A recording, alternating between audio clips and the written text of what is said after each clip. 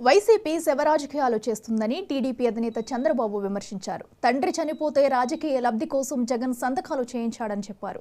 Volunteers ఎన్నికల్లో పని చేయకూడదని అన్నారు. ఎన్నికల సమయంలో వాలంటీర్ మీద పడి జగన్ ఏడుస్తున్నారని, 1వ తేదీని ఇవ్వాల్సిన పెన్షన్ను 3వ తేదీ వరకు ఇవ్వడం లేదని మండిపడ్డారు.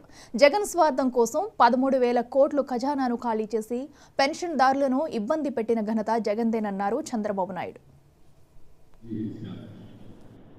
ఎవరైతే ఈ కొంతమంది న్యూట్రల్ జెండర్ ఉన్నారో వాళ్ళకు కూడా దిగేశారు. ఒంటరి మహిళకి దిగేశారు. నేను ఒంటరి మహిళకు కూడా పెన్షన్ ఇచ్చాను. ఇలాంటి అన్ని తీస్తే అన్ని దిగేసే పరిస్థితికి వచ్చాను. ఏదేమైనా మళ్ళీ మంచి రోజులు వస్తాయి. ప్రతి ఒక్క పెద్దవాళ్ళకి అందరికీ అవ్వాతాతకి, అక్క చెల్లికి, లేకపోతే తండ్రికి, పెద్దలందరికీ నేను చేస్తున్నా. మీ ఇంటికి పెద్ద కొడుకుగా ఉంటానని చెప్పి మళ్ళీ హామీ ఇస్తున్నా.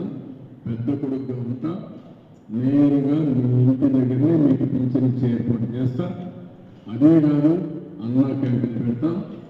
500 రూపాయలతో భోజనం చేసి వచ్చిన డబ్బులతో ఆరోగ్య ఖర్చులు పెట్టుకొని 10 రూపాయలు ఆదా చేస్తే మీ ఇంట్లో మీకు గౌరవం ఇస్తుంది. అదే చెప్పాను.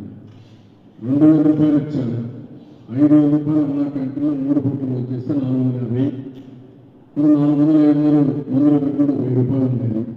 మనవాళ్ళకు జాకెట్లు ఇచ్చేవాళ్ళు, దాంట్లో వాళ్ళ ఖర్చులకు ఇచ్చేవాళ్ళు. వాళ్ళు కూడా ఆప్యాయంగా చూసుకునేవాళ్ళు. 300 జాగ్రత్తగా చూసుకునేది. ఆవిడ మన మీద ఆధారపడదు, మనం ఆవిడపైన ఆధారపడాలనే పరిస్థితి తీసుకొచ్చిన తెలుగుదేశం పార్టీ. ఆ విషయం గుర్తుపెట్టుకోవాలి. ముసలి వాళ్ళని వాళ్ళ భారం కాదు.